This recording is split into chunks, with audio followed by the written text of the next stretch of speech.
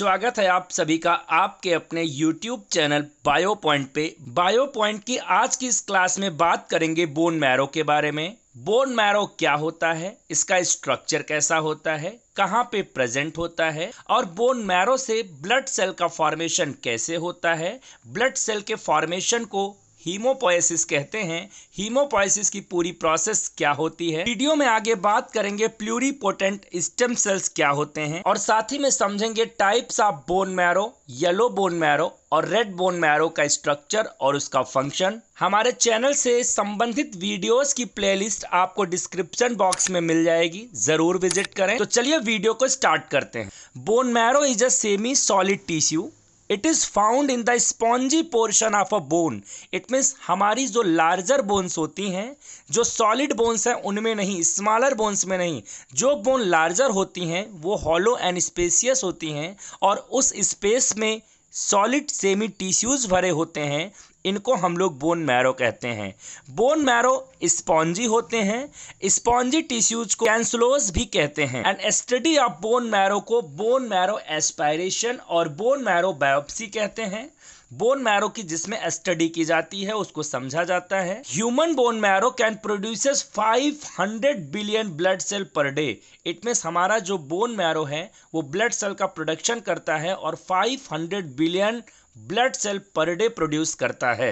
और आपको बता दें कि हमारे बॉडी में ब्लड सेल का production 3rd week of a embryonic life. It means जब एम्ब्रियो 3rd वीक में आता है तभी से ब्लड सेल का प्रोडक्शन स्टार्ट हो जाता है और एम्ब्रियोनिक स्टेज में इन एम्ब्रियो में ब्लड सेल का production yolk sac, liver, spleen और लिम्फ नोड्स के द्वारा होता है। इट मीन्स ये सब इन्वॉल्व होते हैं हीमोपोएसिस यानी ब्लड सेल के फॉर्मेशन में। बहुत इंपॉर्टेंट बात है, ये ध्यान रखिएगा कि हमारे एम्ब्रियो में जब एम्ब्रियो 3rd वीक में पहुंचता है तब से ब्लड सेल का फॉर्मेशन स्टार्ट होता है, लेकिन उस समय बोन मैरो नहीं होते हैं तो वहाँ पे ब्लड सेल का formation yolk sac, liver, spleen, lymph nodes इन सब के द्वारा किया जाता है। चलिए हीमोपोएसिस की प्रोसेस को समझते हैं। ब्लड सेल का फॉर्मेशन हीमोपोएसिस कहा जाता है।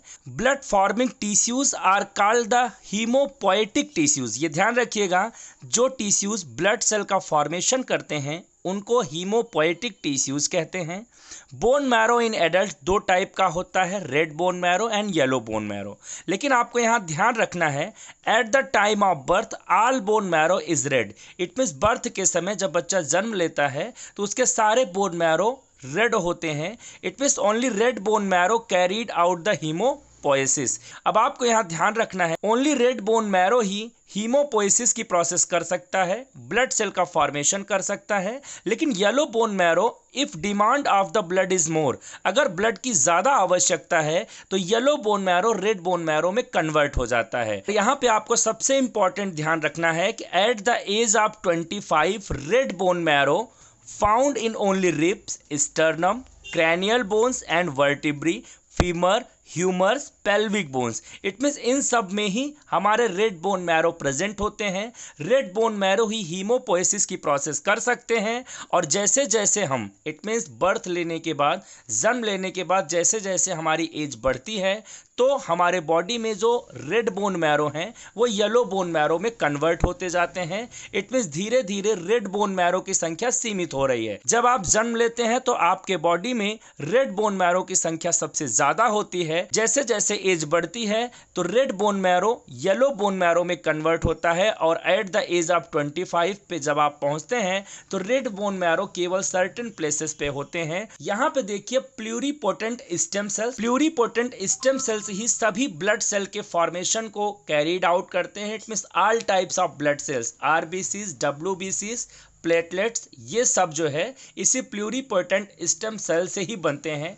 Pluripotent stem cells red bone marrow में प्रेजेंट होते हैं। हमारे जो रिसर्चर्स हैं वो आइसोलेट कर चुके हैं प्लूरिपोटेंट स्टेम सेल्स को। आपने सुना होगा बोन मैरो ट्रांसप्लांटेशन के बारे में, तो बोन मैरो ट्रांसप्लांटेशन में यही हमारे रेड बोन मैरो में प्रेजेंट प्लूरीपोटेंट स्टेम सेल्स को आइसोलेट कर लेते हैं ल्यूकीमिया पेशेंट के केसेस में, और क्या करते हैं, उसको डिस्ट्रॉय करके उसको री इंट्रोड्यूस कर देते हैं नैनो कैंसरस प्लूरीपोटेंट सेल्स को, जिससे उसमें ल्यूकीमिया की शिकायत नहीं रहती है। तो आप जानते हैं बोन मैरो ट्रांसप्लांटेशन भी किया जा रहा है। हमारे जो रिसर्चर्स हैं वो ये जान गए हैं कि प्लूरीपोटेंट स्टेम सेल्स हमारे रेड बोन मैरो में प्रेजेंट होते हैं, जिसका कि आप यहाँ पे स्ट्रक्चर देख रहे हैं, और उसी के द्वारा हमारे आरबीसीज, डब्ल्यूबीसीज एंड प्लेटलेट्स का फॉर्मेशन हो रहा है। अब यहाँ पे प्रोसेस समझे तो प्लूरीपोटेंट स्टेम सेल्स 3 तरीके के सेल्स यहाँ पे बनाते हैं, that is the erythroid cells, myeloid cells and lymphoid sales.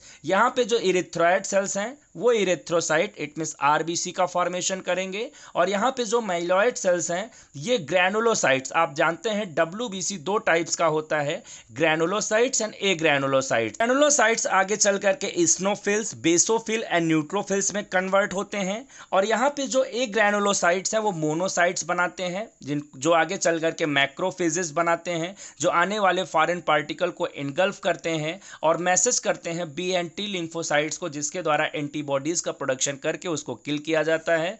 तो यहाँ पे देखें तो माइलॉयड सेल्स के द्वारा ग्रैनुलोसाइट, यहाँ पे आप देख रहे हैं इसके सेल में साइटोप्लाज्म में ग्रैनुल लाइक स्ट्रक्चर्स हैं, that's why it is known as a granulocytes. यहाँ पे मोनोसाइट्स हैं जो कि ग्रैनुलोसाइट नहीं है। यहाँ पे इस सेल के साइटोप्लाज्म में ग्रैन्यूल्स लाइक स्ट्रक्चर्स प्रेजेंट नहीं होते हैं, इसलिए इसको ए ग्रैनुलोसाइट्स बोलते हैं। ए ग्रैनुलोसाइट्स में जो मोनोसाइट्स होते हैं, जो लार्ज होते हैं, उनको हम लोग मैक्रोफेजेस बोलते हैं। यहाँ पे माइलॉयड सेल्स आगे चल कर के मेगा कैरियोसाइट्स से प्लेटलेट्स का फॉर्मेशन होता है, जैसा आप देख रहे हैं। यहाँ पे प्लूरीपोटेंट स्टेम सेल से देखें तो लिम्फॉयड सेल्स इसलिए इनका नाम पड़ा क्योंकि हीमोपोएसिस की पूरी प्रोसेस स्टार्ट तो हो रही है बोन मैरो में, लेकिन जो ये लिम्फॉयड सेल्स हैं इनका मॉडिफिकेशन इट मींस इनको जो स्पेशलाइज्ड फंक्शन परफॉर्म करना है, B lymphocytes and T lymphocytes को एंटीबॉडीज बनाना है, टी लिम्फोसाइट्स को हेल्पर टी सेल्स का काम करना है। तो यहाँ पे ये इनका फॉर्मेशन तो होता है लिम्फॉयड सेल्स के द्वारा जो कि बोन मैरो में प्रेजेंट होते हैं, लेकिन इनका मॉडिफिकेशन थाइमस में होता है, थाइमस ग्लैंड में इनका मॉडिफिकेशन होता है, इसलिए इनको हम लोग लिम्फॉयड सेल्स कहते हैं। तो यहाँ पे बोन मैरो में प्लूरीपोटेंट स्टेम सेल्स, उन स्टेम सेल्स के द्वारा एरिथ्रॉयड, माइलॉयड एंड लिम्फॉयड 3 तरीके के सेल्स, जिनसे एरिथ्रोसाइट्स, ग्रैनुलोसाइट्स, इनके साइटोप्लाज्म में ग्रैन्यूल्स लाइक स्ट्रक्चर्स होते हैं, जिससे इस्नोफिल, बेसोफिल एंड न्यूट्रोफिल्स बनते हैं। यहाँ पे ए ग्रैनुलोसाइट्स में मोनोसाइट्स, जिनके साइटोप्लाज्म में ग्रैन्यूल लाइक स्ट्रक्चर्स नहीं होते हैं, वो मैक्रोफेजेस बनाते हैं। मेगा कैरियोसाइट्स जो है वो प्लेटलेट्स बनाते हैं, एंड लिम्फॉयड सेल्स यहाँ पे B lymphocyte and T lymphocytes का फॉर्मेशन करते हैं। यहाँ पे आपको एक बात और बता दें कि जो आरबीसी का फॉर्मेशन होता है इसको एरिथ्रोपोएसिस बोलते हैं। इट मीन्स आरबीसी के फॉर्मेशन को एरिथ्रॉयड सेल के द्वारा एरिथ्रोपोएसिस कहा जाता है। और यहाँ पे एक हार्मोन भी बहुत कंपटीशन में आपसे पूछा जाता है जो किडनी से सिक्रीट होता है, इसको एरिथ्रोपोएटिन बोलते हैं। वो हार्मोन जो है इस पूरी प्रक्रिया को कंट्रोल करता है, आरबीसी के फॉर्मेशन को। फिर मिलेंगे अगले वीडियो में और फिर समझेंगे किसी एक नए टॉपिक को। तब तक के लिए चैनल को सब्सक्राइब करके रखें। वीडियो में अंत तक बने रहने के लिए आप सभी का सहृदय से धन्यवाद।